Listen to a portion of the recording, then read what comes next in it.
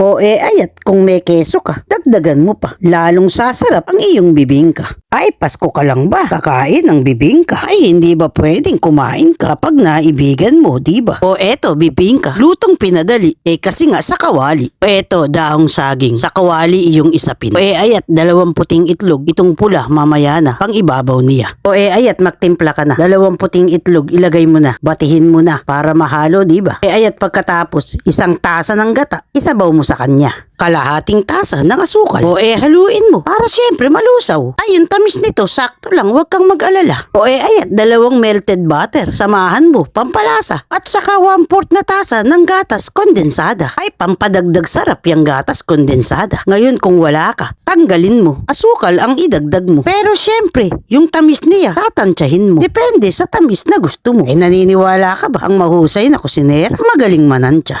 O ayan nga't pag nahalo na, 1 kalahating tasa ng rice flour, iyong isasama. Doon bang ganito ang ginamit ko? O ayan nga, haluin mo uli.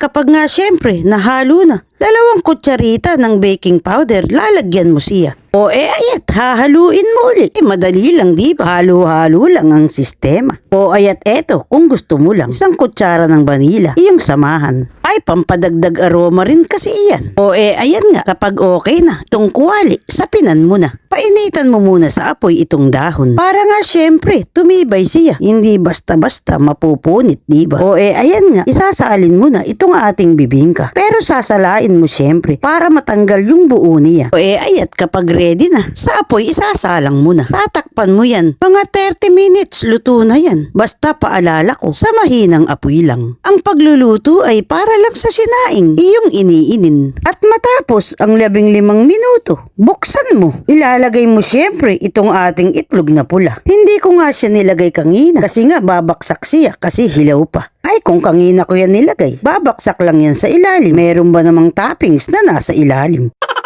O ayat, kung may keso ka, dagdagan mo pa. Lalong sasarap ang iyong bibingka. O ayat, pagkatapos, takpan mo ng daong saging, tapos iyong baliktarin. Lulutuin mo uli sa 15 minuto. Sa mahinang apoy lang uli ha. O ayat, pag naluto na, hanguin mo na. Baliktarin mo uli nang magkaalaman na. Dahil dito, ay sigurado ako, naluto na ang masarap na bibingka mo. O ayat, tingnan mo, di ba panalo? Abay sa itsura pa lang, siguradong ikay matatakam.